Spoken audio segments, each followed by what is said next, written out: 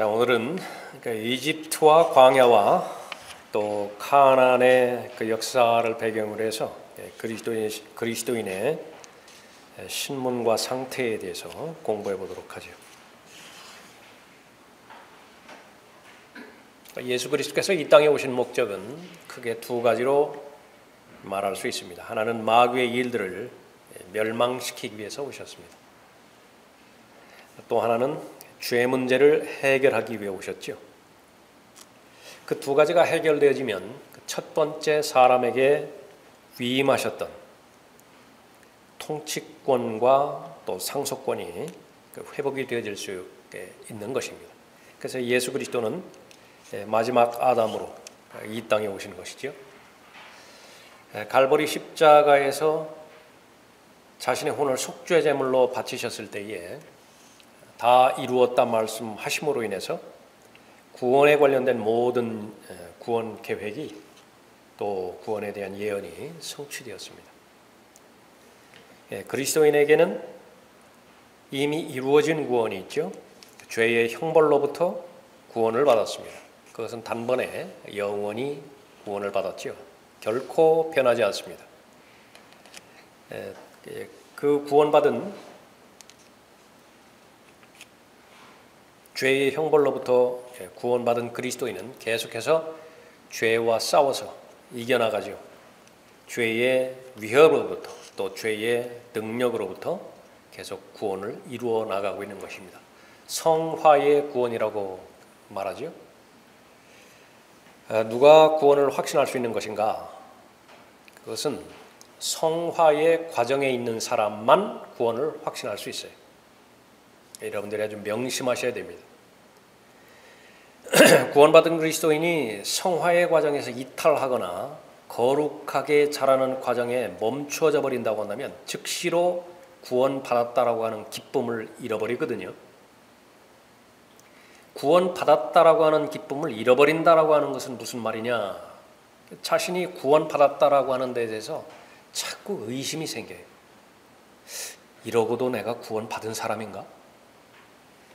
예수 그리스도의 보혈이 십자가에서 흘려졌을 때에 자신이 구원받았다라고 하는 사실은 그 정보는 알기는 아는데 과연 나에게도 적용된 것인가? 의심하게 되어지는 것입니다.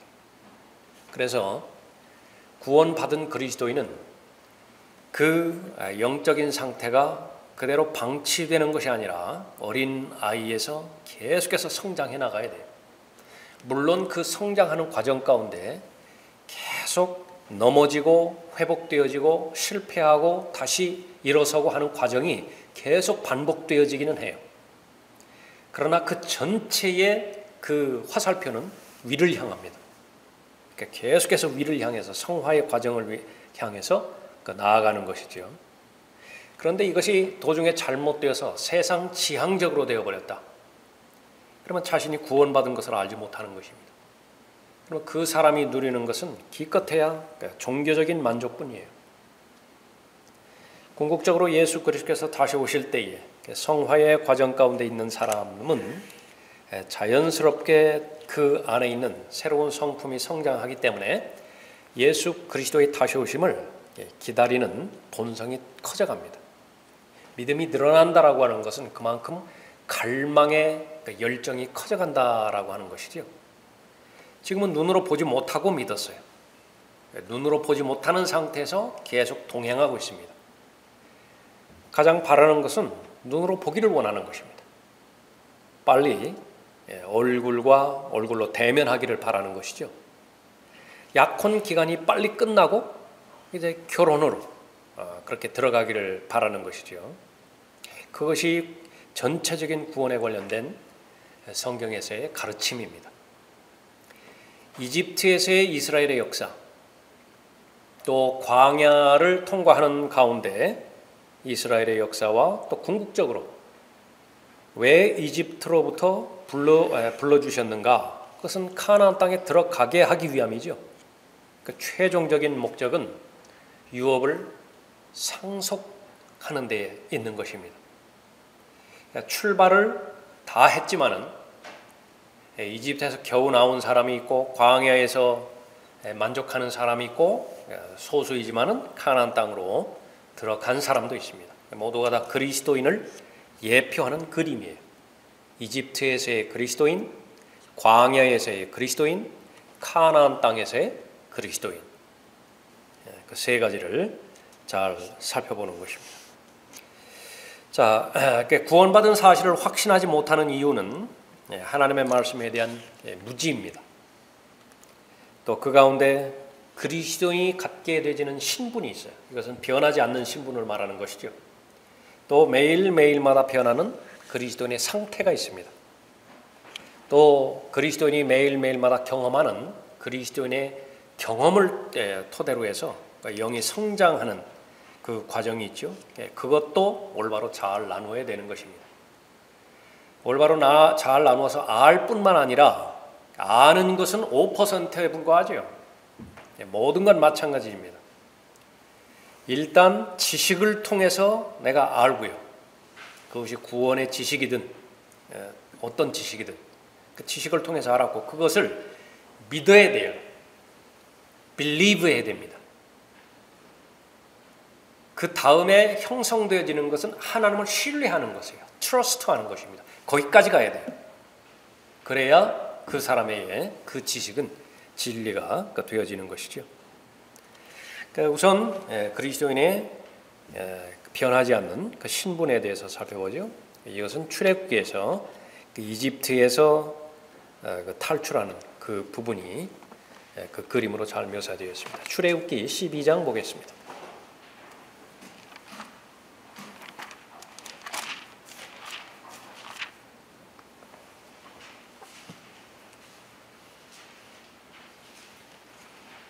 네, 3절 보십시오.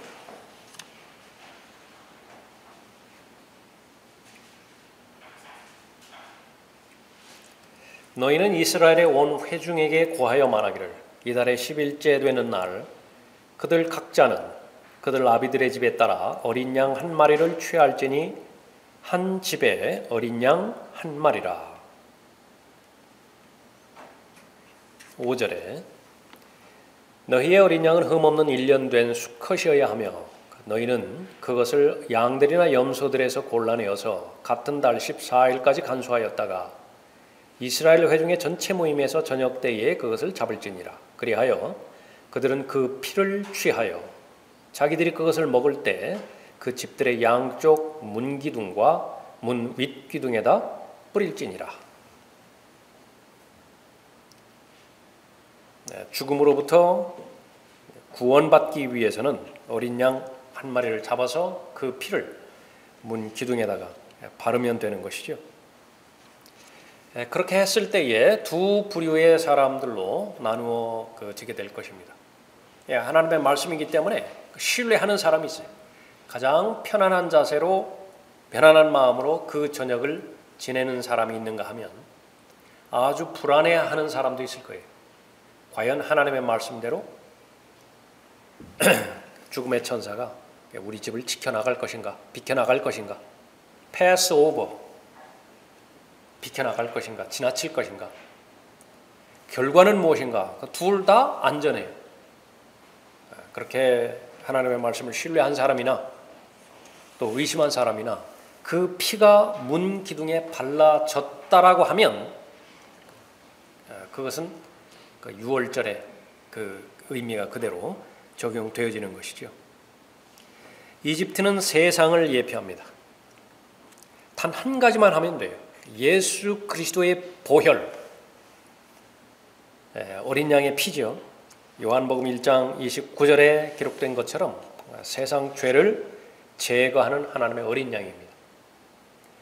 내가 예수 그리스도의 그 보혈을 신뢰하기 위해서 지금까지 저질렀던 모든 죄악들을 다 낱낱이 하나도 빠짐없이 다 회개해야 되는 것인가? 그것을 요구하진 않아요. 예수 그리스도를 영접할 때 한 가지만 회개하면 됩니다. 그것은 무엇이냐? 예수 그리스도를 믿지 않은 죄예요. 그 다음에 영접한 다음에는 이제 구체적인 회개해야 되는 많은 목록들이 있죠. 그것은 다 자백해야 되는 것입니다. 그러나 구원받기 위해서는 예수 그리스도의 보혈만 신뢰하면 되는 것입니다. 그것이 바로 아들의 신분이. 자, 하나님의 아들의 신분을 갖는 사람이 바로 그리스도인이죠. 요한복음 1장 12절 13절에서 영접한 사람들, 이거 하나입니다. 믿는 것, 믿는 사람이 곧 영접하는 사람이죠. 하나님의 아들들이 되는 권세를 주셨으니 즉 그의 이름을 믿는 사람들에게니라. 이 아들이라고 하는 그 부분을 우리가 잘 알아야 되는데, 이 성경에서 하나님의 가족, 하나님의 자녀를 둘로 나눕니다. 하나는 어린아이예요. 본래는 이 어린 아이의 과정을 거쳐서 아들의 신분을 얻습니다. 그러니까 아들의 신분이라고 하는 것은 무엇이냐면 상속권을 말하는 것이에요. 그러니까 어린아이에게는 상속권이 없어요. 그러나 그리스도인에게는 이 두 가지가 동시에 이루어집니다. 어린아이, 자녀이면서 동시에 아들의 권세를 주신 거예요. 그러니까 태어나자마자 상속권이 주어지는 것입니다. 그러나 성경의 역사에는, 그 성경에 기록되던 그 역사에는 유아 시절을 지나서, 소년 시절을 지나서 성인식을 거쳐야 아들이 아들로 대우를 해줬다고 갈라디아서 4장에서 언급하고 있는 것처럼, 그러나 예수 그리스도를 영접한 사람들에게는 지금 즉시로 현재 아들의 신분을 갖게 되어지는 것입니다. 요한일서 3장 2절이죠. 사랑하는 자들아, 이제는 우리가 하나님의 아들들이라. 시간이 지난 다음에 아들의 권세를 주는 것이 아니라 자녀로 쭉 지내다가 바로 구원받은 즉시로 이제는 우리가 하나님의 아들들이라, 그렇게 언급하고 있죠. 우리가 어떻게 될 것인지는 아직 나타나지 아니하였으나 그가 나타나시면 우리가 그와 같이 되리라는 것을 아노니 이는 우리가 그대로 그분을 볼 것이기 때문이라. 그래서 이 아들의 신분 관계는 곧바로 상속으로 이어집니다. 로마서 8장 17절에서 자녀이면 또한 상속자들이니, 그래 이 말은 그리스도인에게만 적용되어지는 말이죠. 모든 자녀가 다 상속자가 되지 않아요. 일정한 준비가 되어야 됩니다. 일정한 나이가 차야 되지요. 그 상속의 조건을 형성해야 상속자가 되어지는 것입니다. 자녀라 하더라도. 그러나 자녀가 되면 상속자예요. 하나님의 상속자들이요 그리스도와 함께한 공동 상속자들이니 우리가 그와 함께 고난을 받은 것은 함께 영광도 받게 하려 함이니라. 그러면 이 상속권이 주어졌다라고 하는 것은 무엇을 말하는 것인가? 우리가 구원의 확신을 보장해 주는 것입니다. 그래서 이 구원은 결코 변함이 없죠. 베드로전서 1장 4절 말씀입니다. 너희를 위하여 하늘에 썩지 않고 더럽지 않고 쇠잔하지 않는 유업을 간직해 두셨으니, 예약이 된 것입니다. 너희는 마지막 때에 나타내려고 예비하신 구원을 얻기 위하여 믿음으로 말미암아 하나님의 능력으로 보호받고 있느니라. 그래서 하나님께서 권세를 주셨는데 그것은 무엇을 보장하는 것인가? 영원한 안전을 보장해 주는 것입니다. 계속 강조하죠. 요한복음 10장 27절에서 아무도 아버지 손에서 빼앗아갈 수 없습니다. 내가 그들에게 영생을 주노니 그들은 영원히 멸망하지 않을 것이며 또 아무도 나의 손에서 그들을 빼앗지 못할 것이니라. 실제로는 이거보다 더하지요.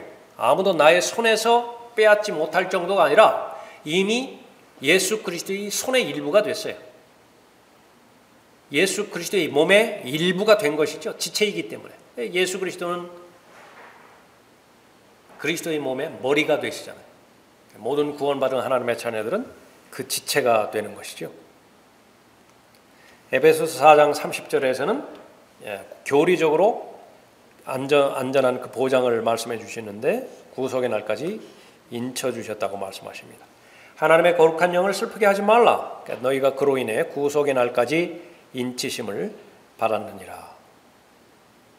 골로새서 3장 3절에서는 바로 우리의 생명이 하나님 안에 감추어졌다. 이는 너희가 죽었고 또 너희의 생명이 그리스도와 함께 하나님 안에 감추어졌기 때문이라. 목적은 무엇인가? 나의 생명을 하나님께서 보존해 주실 목적이에요. 그래서 어디다 감추셨는가? 예수 그리스도 안에 숨겨놓으셨어요. 그것을 무슨 수로 빼앗아가요? 하나님께서 나의 생명을 보존하실 목적으로 나의 생명을 예수 그리스도 안에 숨겨놓으신 것이지요. 그래서 결코 나는 나의 생명을 그 누구에게도 빼앗길 수 없는 것입니다. 잃어버릴 수 없는 것이죠. 내가 확신하노니 사망이나 생명이나 천사들이나 정사들이나 권세들이나 현재 일들이나 다가올 일들이나 높음이나 깊음이나 다른 어떤 피조물이라도 우리를 그리스도 예수 우리 주 안에 있는 하나님의 사랑에서 떼어놓을 수 없으리라. 로마서 8장 35절 이후의 말씀이죠. 여기에서 그 가장 주된 대상은 마귀겠죠. 미카엘이, 가브리엘이 우리의 혼을 빼앗아 가려고 노릴 이유가 없다고.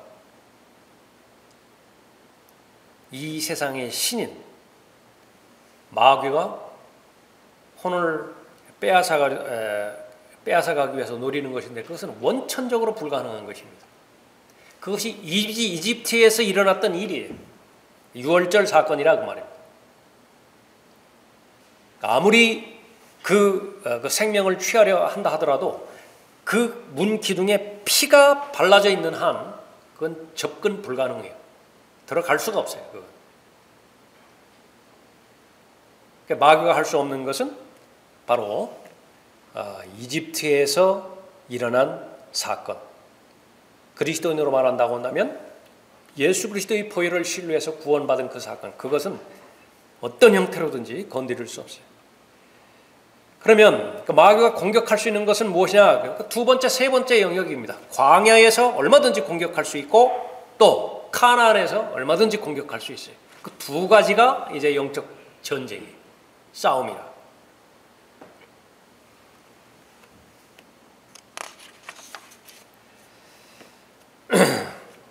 광야에서, 민수기에서 그 광야가 그렇게 나타나죠.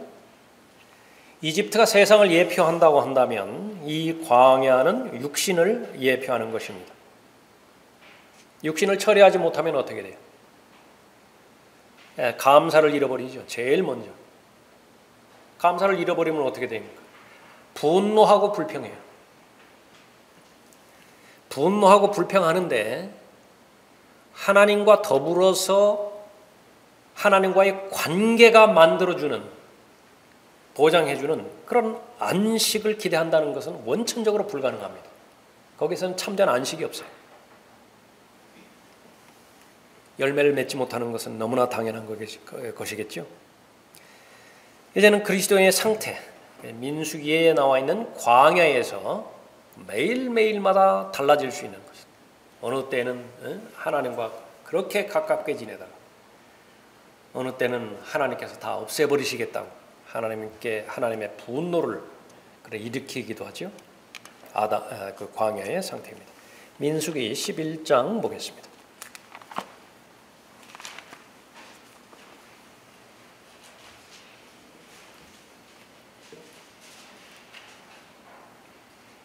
민수기는 하나님께서 선택하신 이스라엘이 자신의 하나님이신 주 하나님께 불평하는 그 불평의 연속을 기록한 책이기도 하죠. 1절에 백성이 불평함으로 그것이 주를 불쾌하게 하였으니 주께서 그것을 들으시고 그의 진노가 타올랐으며 주의 불이 그들 가운데 붙어서 진영의 맨 끝에 있는 자들을 살랐더라. 백성이 모세에게 부르짖으니 모세가 주께 기도하자 그 불이 꺼졌더라. 그가 그곳의 이름을 타베라라 불렀더라. 이는 주의 불이 그들 가운데서 태웠음이더라. 원수가 아니에요. 구출해낸 선택된 백성이라. 그들 가운데 섞여 사는 무리가 욕심을 품으니 이스라엘 자손이 다시 울며 말하기를 누가 우리에게 고기를 주어 먹게 하리요. 우리가 이집트에서 거저 먹었던 생선과 오이와 멜론과 부추와 양파와 마늘을 기억하지만 이제는 우리의 혼이 말라버리고 우리의 눈 앞에는 만나밖에 아무것도 없구나 하더라. 이집트로 돌아가고자 하는 강한 욕망이 있습니다. 강한 본성이 있어요. 그것이 바로 육신을 예표하는 광야에서의 삶입니다. 자, 그리스도인의 신분은 변하지 않는 반면 그리스도인의 상태는 매일 변한다 그랬죠. 지난 시간까지 우리가 살펴봤던 두 성품이 있기 때문에 그렇습니다. 두 본성이 있기 때문에 그래요. 새로운 출생 이전에는 본성 하나만 있었죠. 아담의 성품 하나만 있었습니다. 그러나 새로운 출생 경험한 이후에는 두 성품이 있는 것이죠. 우리가 계속해서 확인해야 되는 것은 새로운 아담, 영적인 성품을 영접했다고 해서 옛 아담이 없어진 것이 결코 아니다. 육신의 성품이 없어진 것이 결코 아니다. 그래서 시험이나 유혹이나 이 그리스도인의 상태에 해당되는 광야의 삶에서 충돌이 생겼을 때에 그 충돌을 이길 수 있는 가장 최선의 방법 가운데 하나는 냉정하게 객관적으로 자신을 성찰하는 것입니다. 나는 누구인가? 그런데 육신적인 상태에 있을 때는요, 자기 하나만 생각하는 거예요. 하나만. 나는 둘이에요. 둘로 생각하는 사람은 승리할 수 있는 확률이 대단히 높고요. 이것은 이제 이성을 토대로 해서 믿음으로 결정할 수 있는 승산이 너무 크기 때문에 그래요. 그러나 본인 혼자만 생각해요. 내 생각, 내 느낌, 그것만 생각하면 거기에는 새 성품이 움직일 확률이 거의 없는 상태죠. 그러니까 육신적인 생각에 의해서 육신적으로 판단해 버린다. 그러면 이 민수기 11장에 나와 있는 이 불평하는 그러니까 이스라엘처럼 그렇게 돼버리는 것입니다. 하나님의 분노를 자아내는 거예요. 그래서 반드시 우리 안에 두 성품이 있다. 내가 아무리 거룩함을 향해서 자라간다 하더라도, 성화의 과정을 계속해서 걸어간다 하더라도 옛 성품은 절대로 없어지지 않는다. 오히려 그 반대라고 그랬죠. 나이가 들어가면 들어갈수록 이 옛 성품은 더 질겨져요. 더 강해진다. 철저하게 자기 위주이고 자기 본능이고 또 자아 실현에 대한 욕구가 점점 더 커지는 것입니다. 그러니까 그것을 이기기 위해서는 어떻게 돼요? 새 성품이 더 강해져야 되죠. 새 성품이 더 성장해야 된다. 하나님의 은혜와 하나님의 진리의 말씀으로 그렇게 잘 갖추어져야 되는 것입니다. 육신으로 난 것은 육이요, 또 성령으로 난 것은 영이라고 하는 것을 우리가 결코 잊지 않습니다. 첫 번째 출생도 현실이고요. 두 번째 출생인 영적인 출생도 현실이에요. 둘 다 같이 가는 것이라고. 요한복음 3장 6절에서 육신으로 난 것은 육이요, 또 성령으로 난 것은 영이니라. 바울이 회심했는데 구원받았죠. 시간도 많이 지났습니다. 그런데 구원받기 전의 상태보다 더 심각한 갈등이, 충돌이 자신 마음 가운데서 일어나는 것이에요. 바로 로마서 7장 14절부터 25절까지의 그 내용이죠. 이것이 현실입니다. 그것이 상태예요. 그리스도인이 갖게 되지는 상태인 것입니다. 이 부분은 바로 그리스도인이 경험한 것이에요. 이론이 아닙니다. 반드시 경험한 것이에요. 경배드리고 싶고 하나님의 말씀을 알고 또 하나님의 말씀대로 실행하고 싶지만 그것이 안 되잖아요. 그러니까 무엇이냐? 안 되게 하는 것이 무엇이냐? 경험이라고요. 그러면 그 부분에 대해서 승리를 해야 되는데 그것이 바로 성장한 믿음만이, 하나님의 진리의 말씀에 따라서 갖추어진 믿음만이 그 승리를 보장해 주는 것이죠. 자, 이것은 회심 이후에 바울이 경험한 사실로 그리스도인에게는 두 가지 성품이 있다는 사실을 계시해 준다. 어느 성품이 보좌에 앉아 있느냐? 권좌에 앉아 있느냐에 따라 죄를 짓기도 하고 죄를 짓지 않기도 한다. 새로운 출생이 없는 사람은 죄를 짓기만 할 뿐이죠. 죄를 안 지을 수는 없어요. 그러나 새로운 출생한 사람은 두 가지가 있습니다. 죄를 안 지을 수 있어요. 죄를 짓지 않기 위해서는 하나만 하면 돼요. 그 마음의 보좌에 예수 그리스도께서 앉아 계시면 되는 거예요. 그 자신은 그 보좌에서 내려와야 되죠. 불가능한 것은 그 보좌에 둘 다 동시에 앉아 있을 수는 없어요. 요한일서 3장 9절에서 하나님께로부터 태어난 사람은 누구나 죄를 짓지 아니하나니 이는 하나님의 씨가 그 사람 안에 거함이요 또 죄를 지을 수 없는 것은 그가 하나님께로부터 태어났기 때문이라. 새로운 성품을 말하는 것입니다. 새 성품을 말하는 것이죠. 새 사람이에요. 이 새 사람의 본성은 예수 그리스도의 본성과 정확하게 일치합니다. 예수 그리스도처럼 생각하고 예수 그리스도처럼 걸어가는 것입니다. 예수 그리스도처럼 하고자 하는 그런 새로운 피조물의 상태이죠. 그 안에는 어떠한 죄도 없어요. 육신적인 성품이 나를 통제하도록 허용하는 한 내 안에 죄가 없다고 말할 수 없다. 그리스도인은 내 안에는 죄가 없다 그렇게 말할 때도 있죠. 언제 있습니까? 그러니까 새로운 성품의 인도함을 받을 때. 그러나 존재론적으로 보았을 때의 옛 성품, 그러니까 그것이 해결되지 않았기 때문에 그 옛 성품은 죄로만 이루어져 있잖아요. 그러니까 몸의 이름이 육신의 죄들의 몸이에요. 몸인데 하드웨어인데 그 하드웨어를 이루는 소프트웨어가 모두가 다 죄로만 이루어졌어요.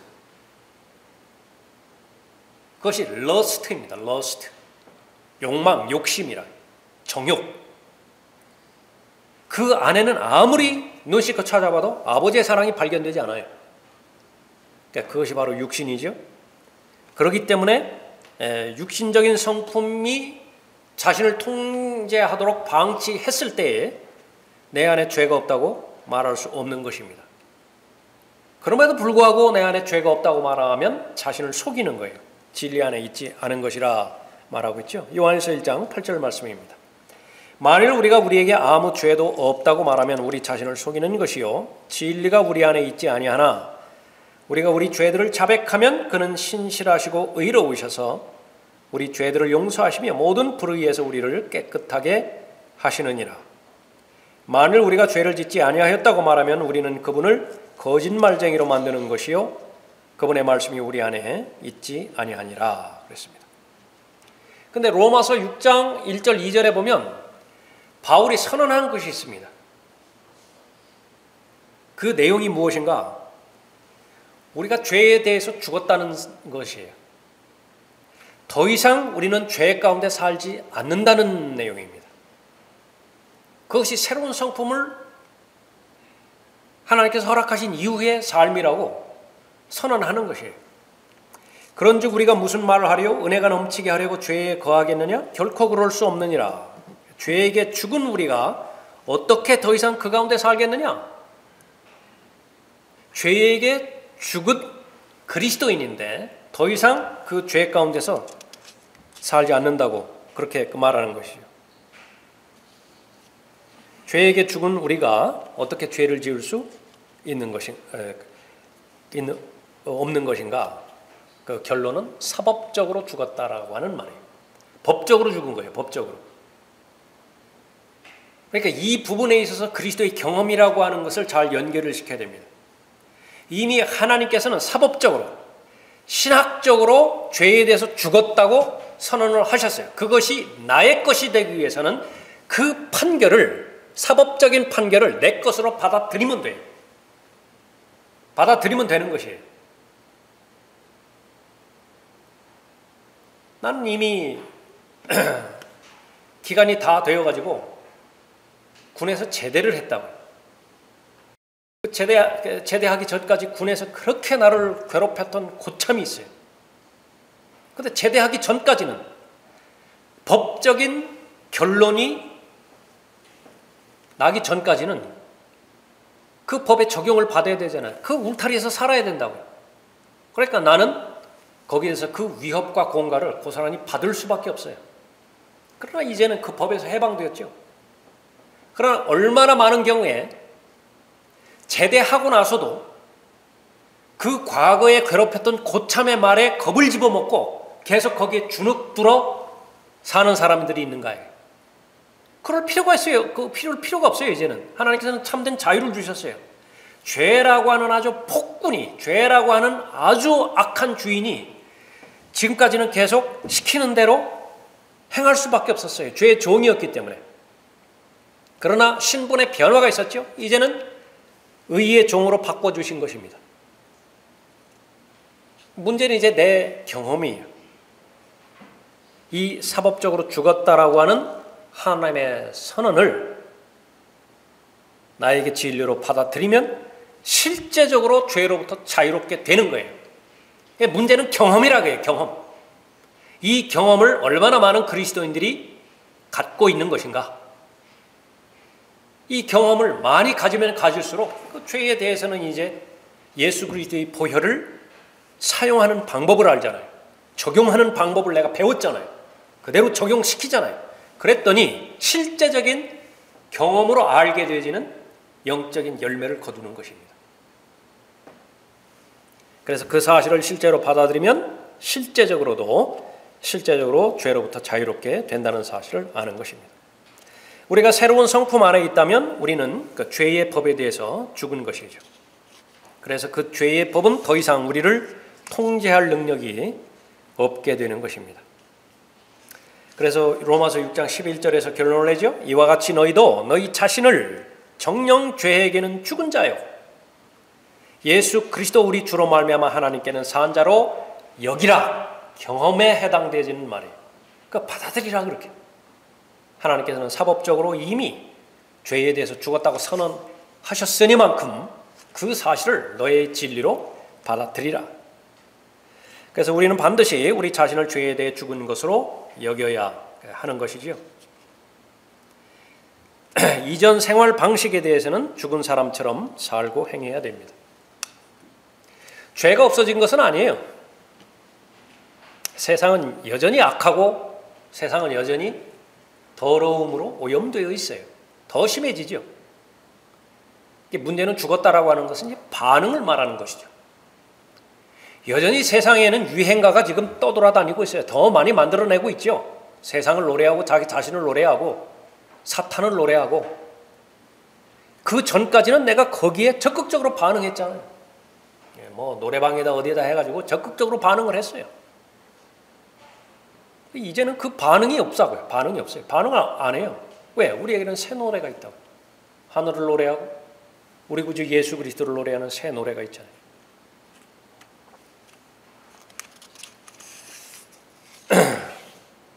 절대로 죄가 우리의 몸 안에서 통치하도록 내버려 두어서는 안 된다고 말씀하시는 것입니다. 그러면 죄가 군림할 수 없을 것이라고 주관할 수 없을 것이라고 약속하는 것이죠. 로마서 6장 12절에서 그러므로 너희는 죄가 너희 죽을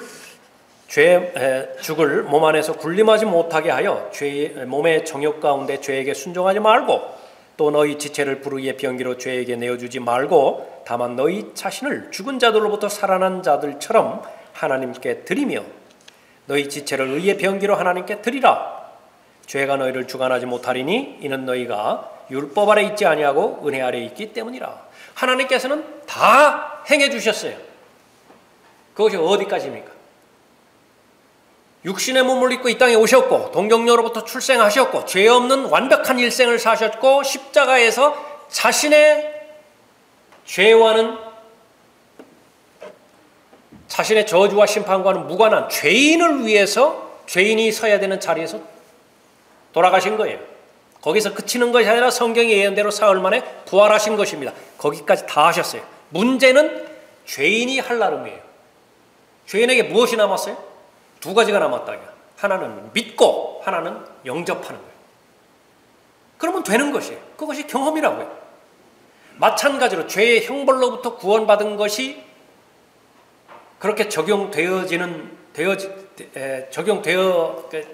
지는 동시에 죄의 협박과 죄의 위협과 죄의 공갈로부터, 죄의 능력으로부터 구원받기 위해서는 로마서 6장 11절 12절 말씀을 실행하느냐 실행하지 않느냐에 따라서 다른 거예요. 실행하면 그렇게 영적인 경험을 갖게 되어지는 것이고, 실행하지 않으면 계속 이론만 가지고 있는 거예요. 성경에 보면 죄에 대해서 승리할 수 있다더라. 나는 계속 깨지는 거예요. 계속 실패하는 것이라.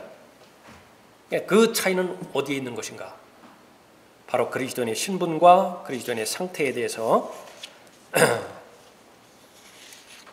올바로 잘 나누어서 아느냐 그렇지 못하느냐에 달려있는 것이죠. 마지막 바로 이 가나안입니다. 민수기 14장 보십시오.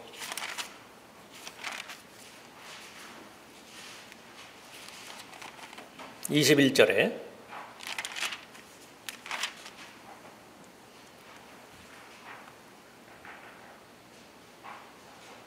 이스라엘이 가나안 땅을 바로 눈앞에 두고 민족적으로 전체적으로 하나님의 말씀에 대해서 불신하니까 하나님께서 진노를 일으켜서 다 멸해버리시겠다 그렇게 말씀하셨죠. 모세의 중보기도로 겨우 그 분노를 돌이키셨습니다. 그 다음에 하시는 말씀이세요. 20절에 주께서 말씀하시기를 내가 네 말대로 용서하였노라. 그러나 진실로 내가 살아있거니와 주의 영광으로 온 땅이 충만하게 되리라. 하나님의 목적은 바로 21절 말씀이에요. 그 가나안 땅이 하나님의 백성으로 가득 차서 하나님을 경배하고 하나님 앞에 감사하는 제사장들의 국가가 되게 하는 것이죠.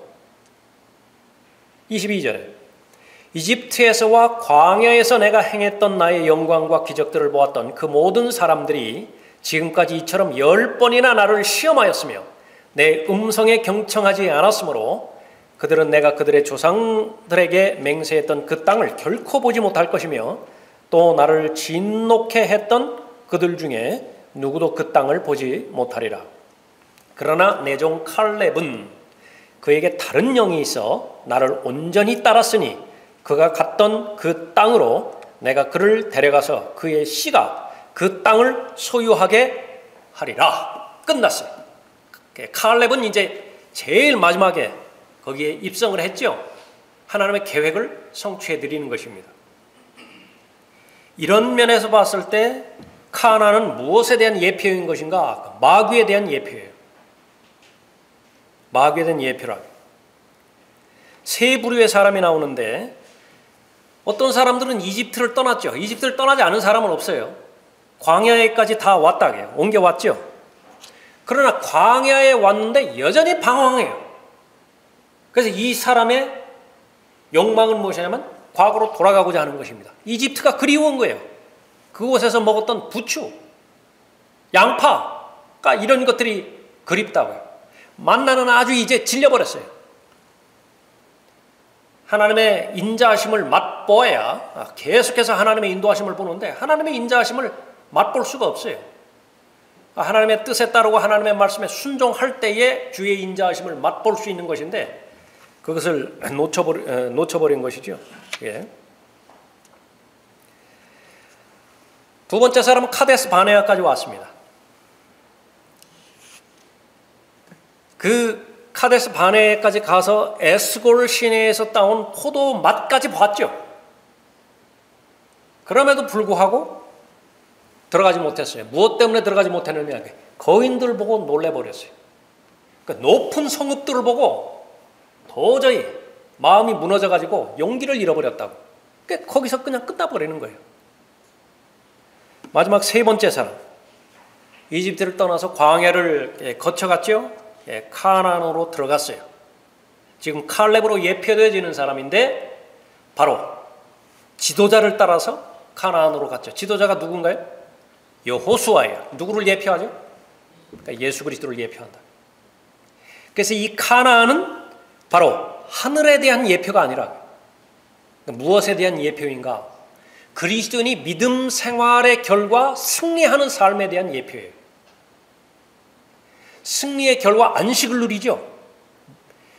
믿음을 주장하는 사람에게만 하나님께서 안식을 주실 수 있어요. 거룩하게 내가 거룩하니 너희도 거룩하라라고 하는 하나님의 말씀에 계속 적용되어지는 그리스도인에게만 행복이 주어져요. 참된 만족이 주어지는 것입니다. 그것이 바로 가나안이에요. 마귀가 노리는 것은 무엇이에요? 세상에 머물러 있을 때 만족하게 만들어버리는 것입니다. 세상에 속한 그리스도인이에요. 조금 더 낫다고 한다면, 그런 말은 없지만 굳이 말을 만들자면 육신적인 그리스도인이라, 광야에서만 헤매는 것이에요. 그러나 결코 마귀가 원하지 않는 것은요, 가나안 땅으로 들어가기를 바라는 거예요. 가나안 땅으로 들어가서 그곳에 있었던 이미 거주하던 원주민들이 있죠. 악으로 넘쳤다고요. 가나안인들은. 그러니까 다 몰아내는 것입니다. 몰아내고 거기서 그 땅을 차지하고 하나님의 약속의 말씀을, 자신에게 주어준 약속의 말씀으로 믿고 주장해서 그것을 누리는 것입니다. 그것은 결코 원하지 않아요, 마귀가. 그래서 마귀가 처음에는 모든 사람이 구원받지 못하게 만들어죠. 그 유월절 사건을 적용시키지 못하게 만든다. 그거 실패해버렸죠. 그러면 혼을 빼앗아가는 것은 이제 불가능해요. 마귀도 그것을 안다. 그 다음에 마귀가 원하는 것은 계속 불평하게 만들고 목적을 잊어버리게 만드는 것입니다. 그 목적을 잊어버리게 만들면 그 40년이라고 하는 그 인생 전체의 기간을 계속 방황하게 만드는 것입니다. 목적 없이 떠드는 거예요. 하나 만족한다. 나는 구원받았다. 나는 구원받았다. 홍해를 건너서 나왔다는 말이죠. 다시 처음으로 돌아가서 성화의 과정에 없는 한 그 사람은 자신의 구원을 확신할 수 없어요. 내가 이러고도 구원받은 사람인가? 끊임없이 육신이 생각을 주고요, 마귀가 외부에서 생각을 집어넣어 주는 거예요. 지식만으로는 자신의 믿음을 입증할 수 없어요. 성경에 봤더니 한 번 받은 구원은 영원하다더라. 그것이 정말로 내게 이루어졌느냐고요. 그 말씀을 주장하려면 그 말씀이 내게 이루어져야 되잖아요. 그러니까 그 부분을 알게 되어야 되는 것입니다. 세 부류의 사람이 있음을 다시 한번 정리를 하죠. 내가 구원을 받았어요. 그러나 구원받은 사실을 몰라요. 그런 사람이 하나 있고, 내가 구원을 받았습니다. 내가 구원받은 그 사실을 알아요. 마지막 세 번째 사람은 나는 구원받은 적이 없어요. 그러나 내가 구원받았다고 잘못 생각하고 있어요. 이 세 부류의 사람 가운데서 나는 어디에 있는 것인가? 그것을 반드시 알기를 원하는 것이죠. 그것이 하나님의 말씀이 그리스도인에게 제시된 이유이기도 합니다. 자, 오늘은 여기까지 하겠습니다.